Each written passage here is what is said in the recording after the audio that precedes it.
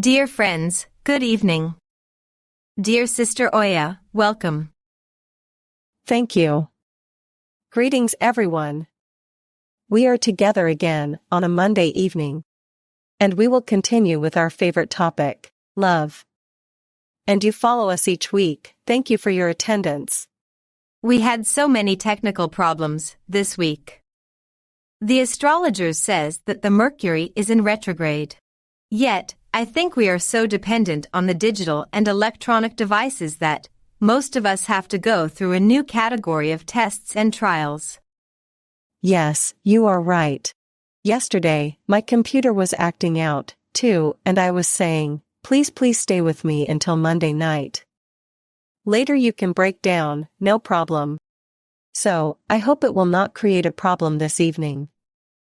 Well, we have been warned by the astrologers. If we take their warnings, it may help us to make our life easier.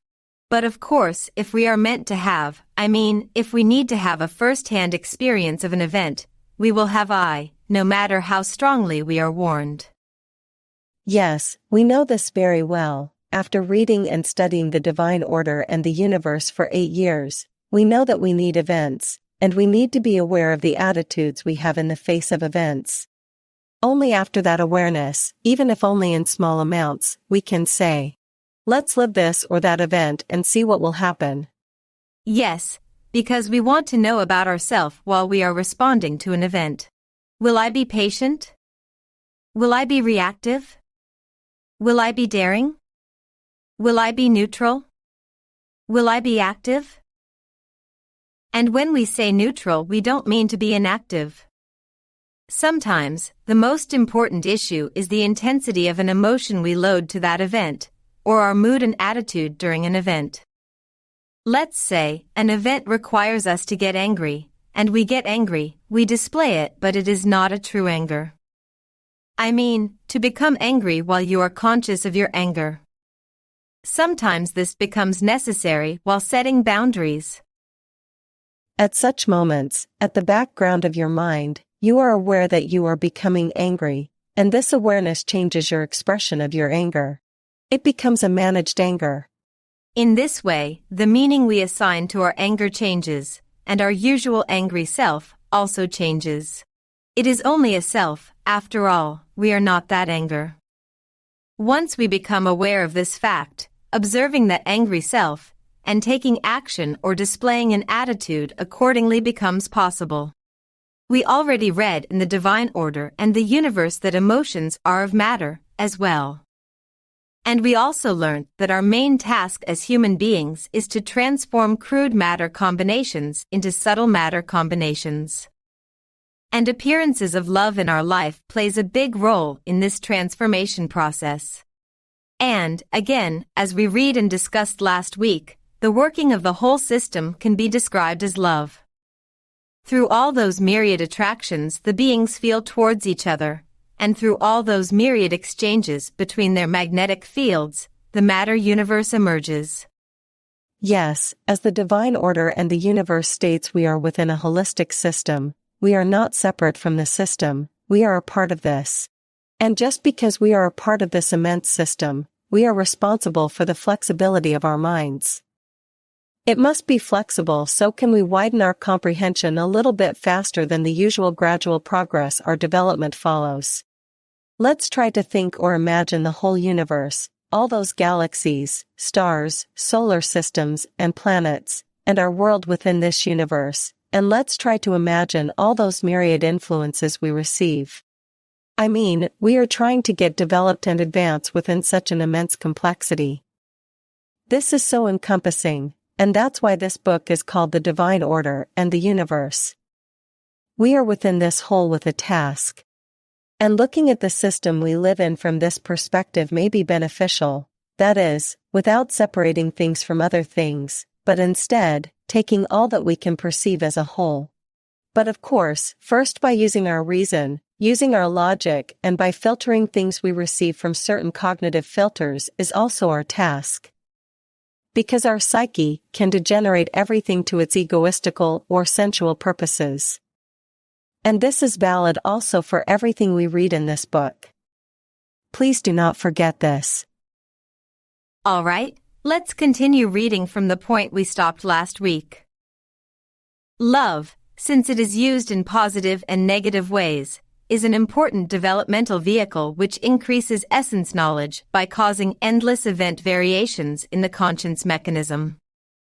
And in this regard, it also, as is valid in all powers in the life of man, continues and in due course of time dissipates or degenerates in accordance with the needs and necessities entailing embodiment. And beings fill their repertoire of essence knowledge and spirits benefit out of all these states. In this way, because love is always inclined to sympathize with the higher components of conscience by its higher side depending on its power and character, this causes the constant elevation of its equilibrium line, as long as the heavy transmission of simple and crude combinations are not mixed with these love vibrations for various reasons and especially because of some mandatory and necessary tests and trials, and of the needs of observation. For example, of these many crude matter combinations like jealousy, selfishness, pride, self-esteem, bullying, passion of money and of fame which are toxic for love can mix with love combinations. By these means, influences coming out of these crude matter combinations, and orientating powerfully and intensely to the subtle love combinations of the body, start to partly erase their higher values and consequently to degenerate these combinations by gradually affecting them. In this case, because the hazy, mixed and slowed down energies transmitted from those combinations will begin to comply with the lower realities, as always occur in such situations, they lead to some painful events resulting in the automatic workings of the conscience mechanism. Yes, last week we had discussed that what we read about love in this book is completely different than the emotional or psychological states we perceive as love in this world. The love in this book is described as a means in the developmental mechanism and much more profound. Love emerges due to an attraction felt towards anything, and we exchange and share this attraction through our magnetic fields. So, we can call love as a field of attraction. For example, with some people and their magnetic field, we feel this attraction more strongly, and with some other people, this attraction may not be felt that strongly. So, when we talk about connections between people, we also mean the connections between their magnetic fields, connections between their beings, connections between their life plans, etc., etc. Just as we discussed previously, while we individually transmit from our magnetic field, at the same time, with others we bring out a larger and combined transmission from that magnetic field, from the field of love. Let's ask ourselves, do we progress in life, acting from the frequency of love? Or do we need experiences of the cruder matter combinations? If you already read this book or watched our previous videos in this series, you may remember that there was first a phase for spirits that need to receive knowledge of the crude matter vibrations, and this book called these as novice spirits. And this phase is almost eternally before the beings and the bodies they build emerge. So, we can consider this as a normal step to be taken in the development of beings, first crude and then less and less crude, or subtler and subtler. Because our development starts from the crudest matter combinations, and because we had to engage with all appearances of these within events, like pride, greed, selfishness, etc., we gain a deep knowledge about these, and this part of us that knows about these very well is very precious for us, because as we get developed and become engaged with less crude or subtler matter combinations, we can compare these new states and matter combinations with the previous ones we had. And this allows us to choose between different those matter combinations, by reacting from the earthly cravings or sensual side, or responding from the duty side of our duality unit, of our conscience mechanism. And after a certain level of experience, comprehension, and conscience, we reach a state we prefer or choose to act and respond from the duty side because we have been lived all possible consequences of acting from opposite side. In other words, after a very long period of time, as we keep on self-observation, within us, a part emerges, a part that knows these two opposite sides coexist within us, and also that knows from which side of the conscience mechanism the decisions and choices are to be made. Yes, our journey of development is that long and that encompassing, and after a certain stage, we can become beings that can transmit loving vibrations and utilizing love as the means of the developmental mechanism. However, we may be coexisting with other beings that are still in need of experiencing crude matter combinations and vibrations. And this is so normal. And especially now, because the end of this world cycle is getting near, it is like the final exams period in a school, and beings from all levels of development incarnate in the more or less same time periods, and the field of experiences for all beings becomes wider, multiplied, varied and synchronized. Because of this fact, we hear the news of heinous crimes committed in the name of love. Next we hear the news of worldwide attempts of individuals or organizations working for the betterment of human life, nature, etc., again, in the name of love. Please remember the example of the young man we read and discussed in the previous weeks. We read how love vibrations can be elevated within an individual. These examples are not in vain. It can give us beneficial clues to check our current manifestations of love against and observe our current state in our conscience development. That's the value of knowledge of comparison. We must compare and assess our previous states with our current states, so can we detect if we keep on feeding our structure and organism with sublimating and more refined, subtler love vibrations, if the reality we are in gets degenerated or not. Another important point in this passage is, we see here the reason why degeneration must occur as we advance on within a reality. Let's give an example of sensual love. We meet a person and we like him or her so much that something begins to flow through us. We feel like we are in the seventh heaven, a typical example of what we call as love at first sight. Actually, what happens is a strong attraction towards the magnetic field of that person. It is so strong that we may think that we really know that person, because most of the time, the influences regarding the past life connections, plus the bombardment of influences coming from the beings in duty, this attraction overpowers both persons. Again, what happens actually is completely physical, and, when the magnetic fields attract each other strongly, then, the chemical process begins, hormones are secreted and our heart rate increase. Emotional and mental imagery in our field of consciousness become overly active. These lead to strong feelings and sensations in the body. These lead to strong emotions, and emotions when fed with the emotional and mental imagery lead to expectations and assumptions. And altogether, we feel passion and desire, and these strong emotions almost glue or lock the magnetic fields of two persons into each other. In time, all those initial reactions, feelings, emotions, passion, and desire subsides.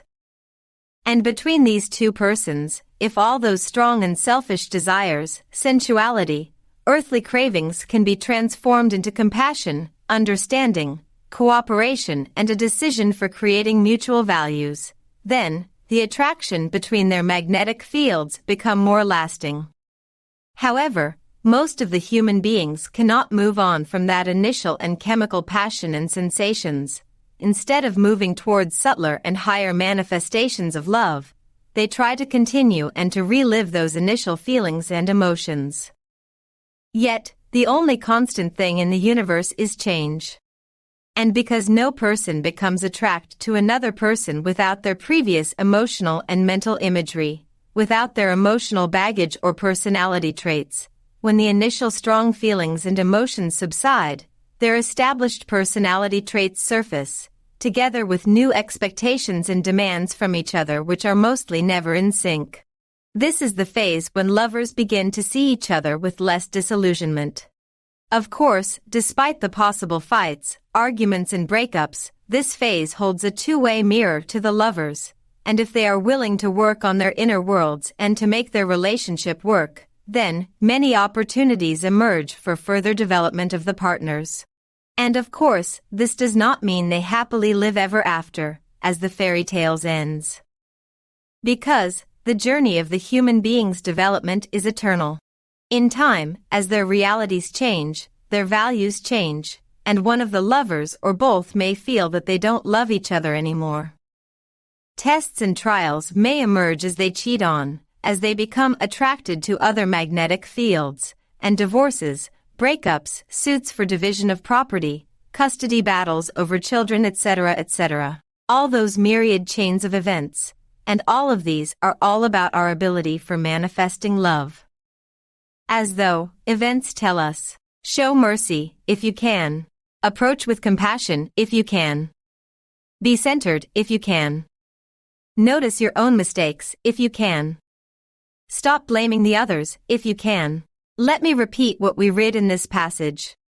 Influences coming out of these crude matter combinations, and orientating powerfully and intensely to the subtle love combinations of the body, start to partly erase their higher values and consequently to degenerate these combinations by gradually affecting them. The lover you were ready to die for may become the lover you want to kill, if not physically, then emotionally or financially. We may find ourselves at the other end of the pendulum. Again, let me read. In this case, because the hazy, mixed and slowed down energies transmitted from those combinations will begin to comply with the lower realities, as always occur in such situations, they lead to some painful events resulting in the automatic workings of the conscience mechanism. Yes, until we confront and transform all those negative feelings and emotions such as rage, vengeance, hate, frustration, we find ourselves in the automatic workings of the conscience mechanism, which are mostly suffering and arduous, until we break that automatism with the lessons we learned during all those appearances within the events we have to go through. Well, I tried to tell all possible ups and downs on an example of sensual love, but we can apply this to all kinds of attraction felt towards to plants, animals, etc. And we even mentioned that what holds all those celestial objects within systems and galaxies is, again, love. Therefore, love is a factor, both mobilizing and bonding. And when those bonds get weakened or degenerated or get stronger by adding values to them are processes that make us advance in our development. For example, until this pandemic and lockdowns, most of us were postponing to encounter the problems in our relationships by using many excuses. However, during the lockdowns we had to confront all of these problems when we are forced to be in close proximity with our loved ones, with our family members, with our children. Couples who are in the brink of separation, siblings who were not talking to each other for years, adult children who had to go back to family house after losing their jobs, businessmen who cannot travel anymore, etc., etc. And now, we are going through all tests and trials related to love that we have been postponing to take. And the children benefited most from this situation, when their parents had to stay in and work from home. Parents had to participate in the education their kids receiving during online education hours on the national TV. Your example about the sensual love reminded me a client of mine. She was having a love affair with a coworker. The guy was married and my client was trying to resolve this strong attraction she feels for this man, and in a session, she went back to a past life memory and discovered an unfinished business with this man, and after this discovery, she neutralized this strong feeling within her and could stop this love affair. So, again, this is all about the conscience mechanism. She could be swept by her strong feelings and could live much more harrowing, suffering events. Yet, she could say this should not be happening and tried her best to find a solution, and her discovery in that session helped her to pass to a higher state of love. And her search for a solution gave her a chance to take a deep breath in the midst of those strong hormones, and to look at her situation from outside, by asking, what is the real message of this event? Your client has already some awareness before she came to you for a session. Not everyone has that kind of awareness about the relationships they are attracted into. But when they have some pangs of conscience or questions about their repeated patterns, they have the chance of changing their choices and decisions. Because, as you said, by discovering some unfinished business that left from a past life or some suppressed shadow part of the psyche, such strong attractions become neutralized, that business becomes finished. Yet, some people need to live the consequences of becoming swept by these crude matter combinations. Yes, that state of awareness and completing an unfinished business, be it from a past life or from our current life, are so precious, so valuable.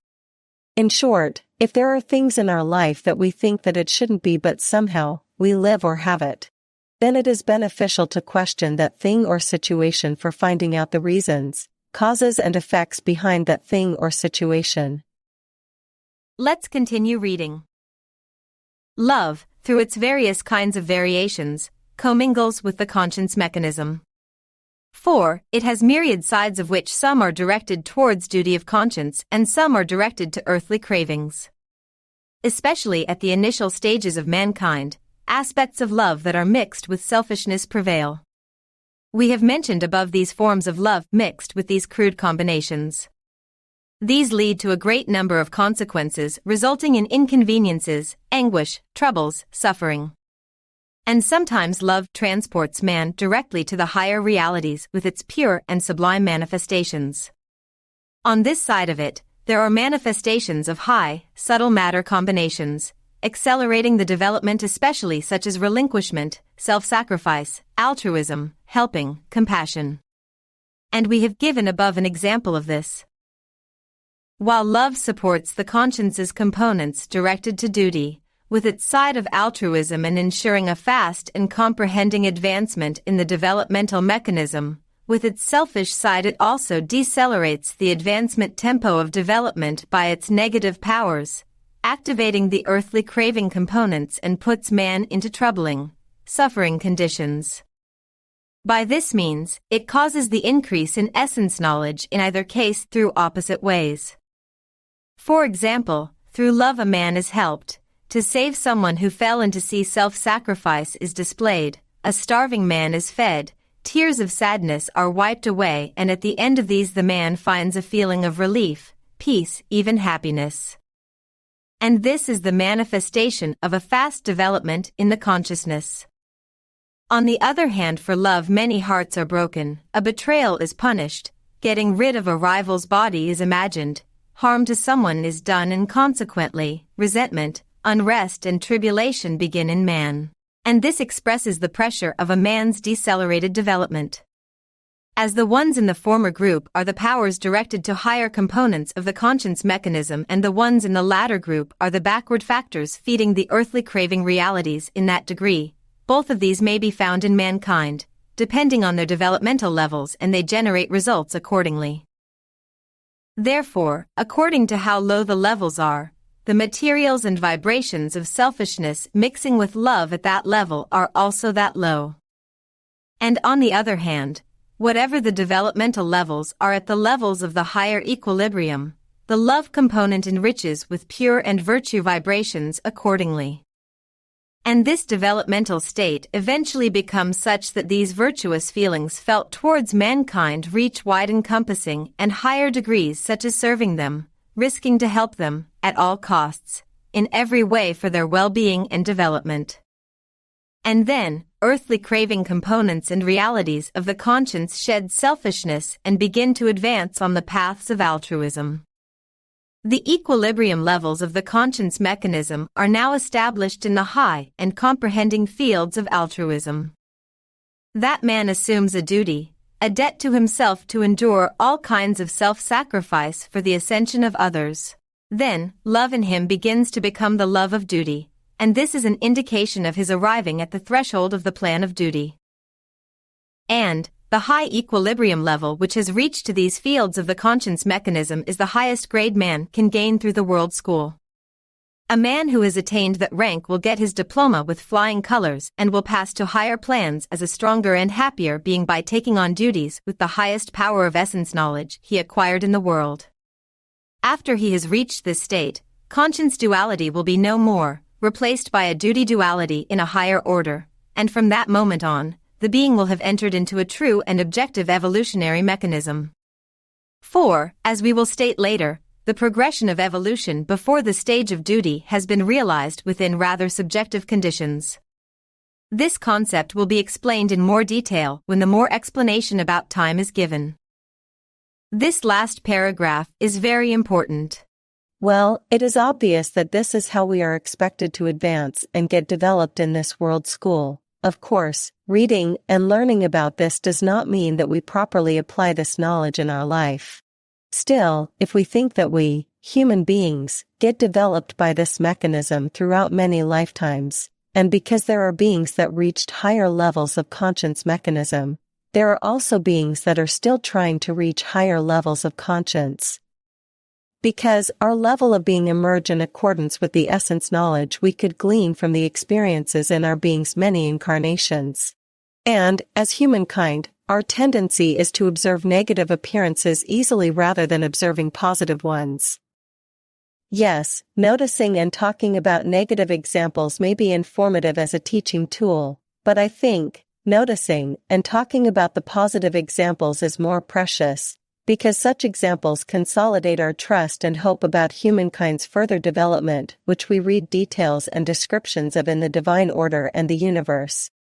That's why I suggest that we should be looking out for such positive examples and talking about these rather than the negative ones in our daily life.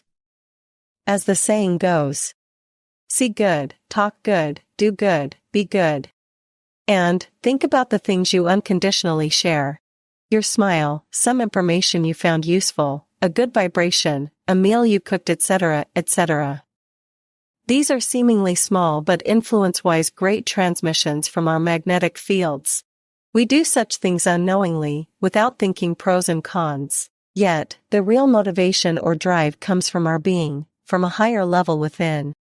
And as we widen our comprehension and conscience, we will get developed further, towards a state of the conscience mechanism, very near to the sense of duty, then, giving without any trace of earthly cravings or sensuality mixing with the duty component will be possible for all of us. And then, helping will become such a normal state that we will not need to display how good we are by helping others, that we will not help grudgingly, unwillingly. It will be a natural state for us, so, what we read in this passage explains us our aim, our target. You are so right in nudging us to share the positive examples of loving and conscientious acts and deeds.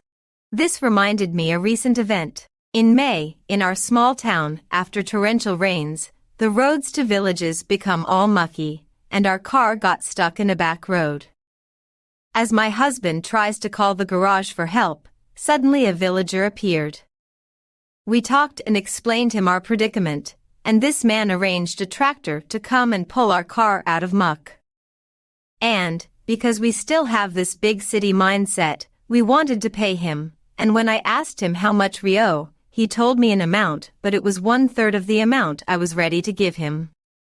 We insisted, saying, "Come on, take it, the religious festival is about to begin, you can buy gifts to your kids." But he replied, "No, if I take this amount from you, soon something bad happens which can cost me 3 times of this amount." It was obvious, he didn't want to reject the whole amount completely, but he was trying to find a balance for his conscience. Finally, he told us, "Now, you are coming to my house. We will have coffee, and I am a beekeeper, you will take some honey and other products, then we will be even." Now we are fast friends with this man, and the honey was delicious. Yes, this event reminded me other values I learnt within my family. My dear late father was always advising me, "Daughter, be careful and don't have any ill-gotten gains, it may affect even your children." And we know, what we sow is what we reap. And the balance, or the equilibrium, if disrupted by a generation, should be restored by the deeds and acts of following generations. All those sayings and traditional norms indicate the knowledge of cause and effect chains. Yet, today we are talking about the need of talking about positive examples because these are becoming rare and rare. It looks like that the heavy and crude vibrations of earthly cravings are obscuring the conscience of humankind. And in order to tear down this heavy veil or curtain over the eyes of humankind, we are going through fast degenerations, so can each of us complete the reality she or he is in because our beings need to pass to next and higher reality. In other words, each of us needs to wake up to the reality we are in. And remember, our planet is a being, as well, and she needs to complete the reality she is in, and we see the signs and manifestations of her pursuit for this completion. Therefore, because of this need of beings for completing each and every reality before this world cycle ends, appear as chaos that we observe in our personal and communal and also global life. And because every reality, every system, every teaching is activated full blast, we generally observe the seemingly confusing, incomprehensible, chaotic, in short, negative appearances. However, when we change our perspective, we see that magnificently positive things are happening all the time. Therefore, in order to be completely awake to our reality, it is better to widen our perspective to contain not only negative but also positive examples, and to notice the subjectivity of earthly cravings and the ever-increasing objectivity of the deeds and actions done towards the stage of duty. We will read more about this soon, but let me first underline this part of the passage we read. Man will pass to higher plans. By taking on duties with the highest power of essence knowledge he acquired in the world. After this state, conscience duality will be no more, replaced by a duty duality in a higher order, and from that moment on, the being will have entered into a true and objective evolutionary mechanism. This means that the duality of the hydrogen realm will be replaced with the duality of the plan of duty. And what is the main difference between these two types of dualities? Birth and death in our hydrogen cosmos are tumultuous events. However, the passing from stage to stage will be smoother, gradual, and harmonious in the next stage. I think another special thing about this book is that the knowledge given in the divine order and the universe kindly nudges us to extend ourselves toward hope, beauty, and goodness. I mean, here, for example, when we read these sentences about how we will pass into a new duality at a subtler level, the duality of duty, as we gradually freer from the duality of conscience. It evokes transcendent feelings and ideas. It makes me say to myself, yes, look from a little bit wider perspective and you will see why and why of the events you live through. Some of our friends ask for certain dates and timing or numbers of our incarnations, how long we will be in this crude matter combinations, etc. No, we don't know about these, but we can certainly tell you that this book shows us our existential aim. As you said, this is a carrot, but what a carrot. So, let's keep on getting developed toward that carrot. Let's continue reading. We see that repeating some points summarily would be helpful to make them well understood. Conscience, reality, comprehension, knowledge, love, in short, all values manifesting in the world are only material appearances that have taken their forms within the possibilities of brain substance. True values of these are in the powers hidden within the essence being. And their functions within the world possibilities work only for the path of service to essence being. Therefore, they are world forms, states and appearances which can be measured by superficial time comprehension that is only valid in the world.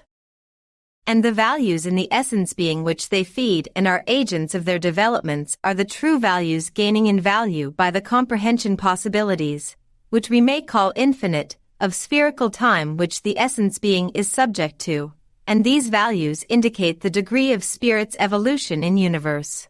These subtle combinations that gain in value by the spherical or perceptual time technique cannot be defined or qualified by the superficial time comprehension of the world. So, all words stated in all knowledge pertaining to the conscience mechanism such as comprehension, knowledge, reality, component, love, etc. should be taken within these concepts and with their own values. For example, the side of love that is mentioned expresses its values belonging to the world. A man who thinks with world time can never penetrate its state and meaning in the face of perceptual time which belongs to the being. Likewise, it is also not possible for mankind to comprehend the love combinations in the subtle realm which follows the world and is subject to spherical or perceptual time technique. Only the beings that completely left their bodies by ascending will understand the true meanings of these when they pass to that realm. If these sentences are to be visited after seeing the knowledge of superficial and spherical time, it would be easier to intuit the degree of the scope in the vibrations which are the counterparts of love in the being and which advance with the spherical time technique as compared to the human love depending on superficial time comprehension. And it would be possible to make an intuitive comparison between the primitive state of love on the face of one surfaced, simple human comprehension and the endless scope of love impressions in the superhuman realm that contains infinite imaginative surfaces, that is, its magnificent state shining within essence knowledge. Here, the divine order and the universe reminds us again that we are in the matter universe, hence, everything is matter. Consequently, the values we seek to gain, such as conscience, comprehension, knowledge, love, in short, all values manifesting in the world are only material appearances. And because of this, these values can take various forms only in accordance with the capacity of each human's brain. We do applications in the world, with the bodies our beings built, and the physical structure and magnetic field of our brains can only receive impressions and influences within its capacity. Yes, of course, we work hard to widen its capacity throughout many lifetimes, but still, there is the limiting factor of time comprehension of crude matter state, that is, the superficial time comprehension. We will read about the differences between the time of our human body and the time of our being in the further pages of this book. Our superficial time comprehension allows us to perceive time as past, present, and future on a straight arrow of timeline. However, the time perception of the higher levels we gradually get developed towards to is much more encompassing, and compared to ours, past, present, and future occurs at the same time, or in other words, it is not perceived as past, present, and future but as a moment. Then, of course, those values must have a completely different structure in that time perception or comprehension. And as we will read the explanations and descriptions about this spherical time comprehension in this book, please remember that the words used by the plan giving this knowledge could only use the vocabulary, meanings, and capacity of the medium's brain. So, please remember that the words you will read could only be expressed in the physical vibrations of the matter universe. Because of this, our task is to ponder upon these descriptions, terms, and words in an increasingly deeper way. We need to work for intuiting further and subtler meanings of those passages. We have already read that the experiences we can feel the spherical time are some dreams we have. And also, we can taste the quality of the spherical time comprehension when we have those transpersonal or transcendent experiences, that is, experiences beyond our five senses. Because of the emphasis made in this book about the capacity of our brains determines the capacity of the values we can gain, I think, it is beneficial to remember that we need to take good care of our body. Starting from the good food and nutrients to the impressions we feed our consciousness with. Only then, we can widen our brain's capacity, even if a little bit, to intuit better and deeper. And once again, we read in this book about the true forms of those values like comprehension, knowledge, reality, component, love that. Only the beings that completely left their bodies by ascending will understand the true meanings of these, when they pass to that realm. So, let me remind our dear friends, how the process our being's essence knowledge gets wider by.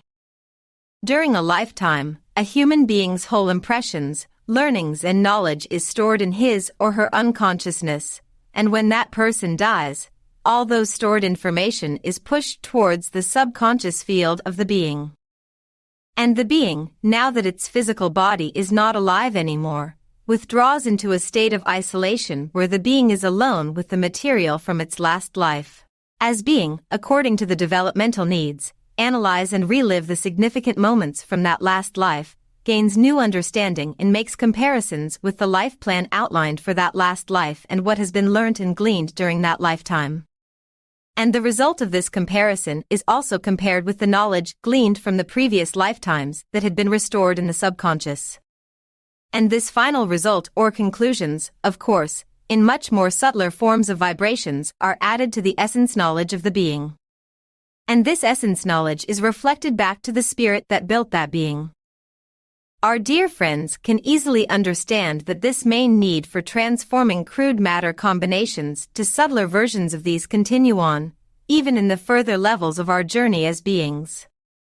So, I think it is most beneficial for us, as human beings living in this world at this time period, to find ways of transforming our love vibrations into subtler vibrations. And there are so many fields of life we can do this, for example, our body, our loved ones, our community, nature, environment, humankind, etc. We can start from our negative judgments, feelings and emotions about ourself, our body, our current conditions, or about other people. Yes, with these words, let me say good evening to you, dear friends. Good evening, everyone.